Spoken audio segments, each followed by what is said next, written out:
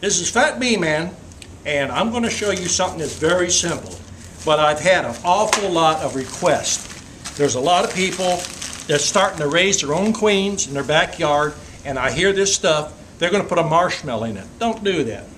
We're going to make queen candy here, and I'm going to make a small amount. So basically what we're going to do, we're going to use just plain powdered sugar. I'm going to put a small piece in here, and we want the size of just about half the size of a softball. All right, we'll set that over here. Now this is just Carol syrup. This is just a cheap brand. This is the only two ingredients you have to use. Now some of the old beekeepers used to put a few granules of salt in there. I don't like it because this queen candy is basically it's an entrance for the queen to get into the hive. It's a time release threshold is what I call it. And if you make this here too soft or too hard, that affects the time it takes for that queen to get in. Now you want to use a small amount in here, about the size of half the size of a golf ball of this liquid Carol syrup is all this is. This is a corn syrup. And this is the only place I would use corn syrup. It's just in small doses. Now I'm going to get this with, I'm using a fork, and I'm slowly going to mix this up, and I'm going to get it to the right consistency. See how I'm going around? I'm starting to get it. It's like a runny snot right now, and we want to get it to where we can form a solid piece out of it. All right, I'm going to keep mixing this up. Now, when you get it to this point here, you might have to add just a little bit more Carol syrup, but you want to do it in small amounts because it takes a little bit of this to go a long ways. Now, the amount that I'm mixing here is probably good for about 200 queens. So, you know, mix yours up according to. Now, when we come back, I'm going to have this into a more solid form. It's no use boring you right now just getting this here mixed up, so I'm just going to go ahead and mix it up.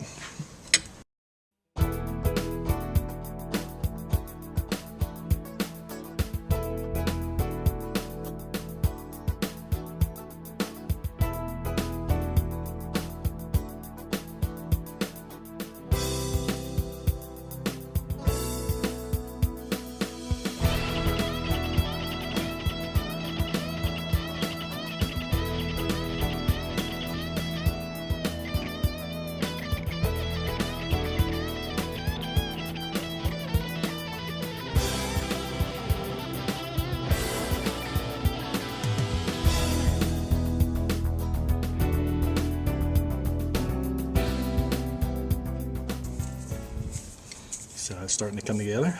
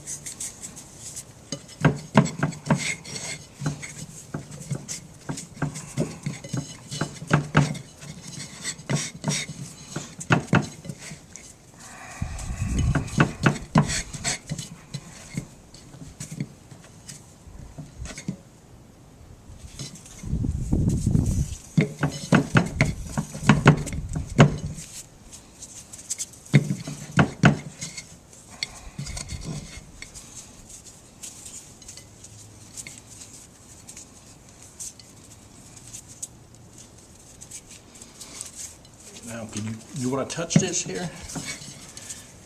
All right, touch that there and feel it. You feel the stickiness just as it releases your fingers? You want to keep rolling this until you don't get that stickiness or that tackiness. The tackiness is what I'm judging it by. Once you touch it with your fingers, you don't feel tackiness, then you're getting it to the right consistency. Now, this is the consistency I'm making to release queens in 2.5 to 3 days.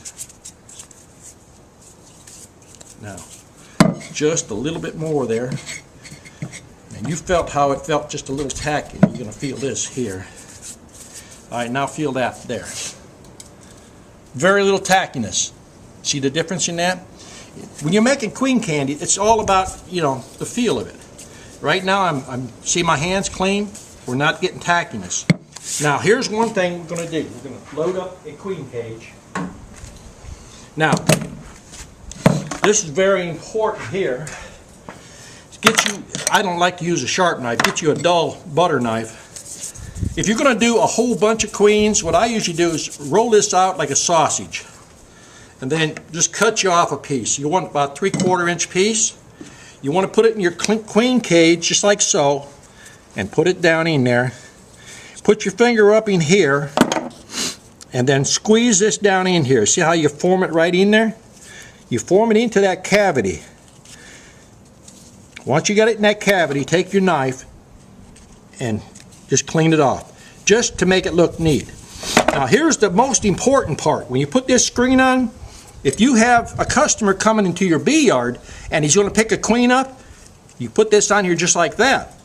If you're going to ship it in the mail, cut you a 1-inch square of wax paper and put the wax paper over here, because you don't want this here to leak out or to start to melt or even get on to the next, because you're going to line up cages. You'll put 15, 20 cages in a shipping box, and that way it helps prevent it. Always put the wax paper on the ones you ship. I don't bother with the ones I'm going to hand to a customer. Then all you do is take you a T50 stapler, put your staple in each end, like so. See, now you're ready to go. Now, the next video I'm going to show you how to catch the queen and how to put a mark on her. This queen is ready to go in the mail, the U.S. Post Office. If you like that video, this is the FatBeeMan. Appreciate you watching.